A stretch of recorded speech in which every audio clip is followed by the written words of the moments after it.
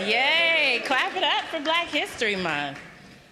Mr. Speaker, as we continue the celebration of Black History Month, I'd like to share with this body a story of Black history and a story of Black present. Let's call this story the miseducation of the Commonwealth. I've watched throughout Black History Month as we've celebrated Black history while some simultaneously work to destroy Black presents and Black futures. And it reminds me of that great philosopher and composer, Lauren Noel Hill, who once said, "How you gonna win if you ain't right within?" And I ask this question because in this body, we applaud the hidden figures of NASA, while at the same time ensuring that the next Katherine Jackson doesn't have access to the Governor's School of Technology. Because in a school where less than 2% of the students are Black, for some, that's 2% too many. And I ask, how we gonna win if we ain't right within?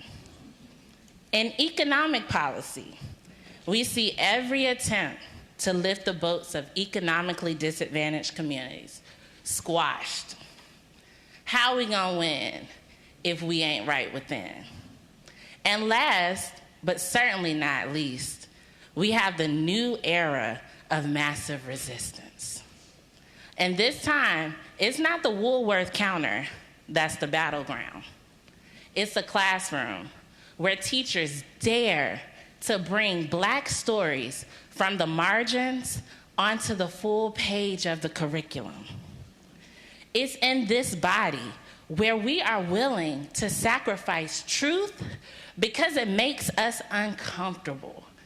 And I ask again, how we gonna win if we ain't right within? But you know, Virginia has a native son who doesn't really get enough credit. Dr. Carter G. Woodson said 90 years ago, nearly 90 years ago, in 1933, if you can control a man's thinking, you do not have to worry about his action. When you determine what a man shall think, you do not have to concern yourself with what he will do. If you make a man feel that he is inferior, you do not have to compel him to accept an inferior status, for he will seek it for himself. Like many of you, I was miseducated. I was taught as a child that my Black skin, that my hair, that my family gave me an inherently inferior status, and that in order to be acceptable, I had to be acceptable to the people who didn't look like me. I was miseducated. And it wasn't by chance. It didn't just happen. It was hundreds of years of legal and strategic efforts to make Black Virginians feel inferior. It was in this very room where curriculums were created to ensure that Black children didn't know their history. It was in this room where legislators sat around tables and decided that if these children knew their history, they would be too powerful, they would be too free, and they would no longer accept the inferior status that our Commonwealth has always placed upon them. It was in this very room that elected officials decided to give public dollars to private schools just to avoid integration. Public dollars, private schools, sounds familiar, right? And as we speak about Black history, I ask us to acknowledge our own miseducation. For you may win an election, but what are you willing to lose? What will history say? What will your grandchildren and great-grandchildren say about your legacy? Are you willing to address your own miseducation so that we can all win? And finally, Mr. Speaker, much has been said about lessons learned in November. They just didn't learn in November. But I want to talk about another November, 1871, when just like today, 21 members of this body were Black men.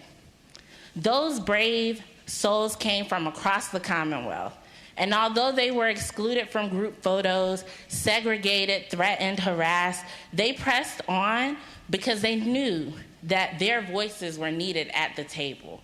They knew that the miseducation would continue without them.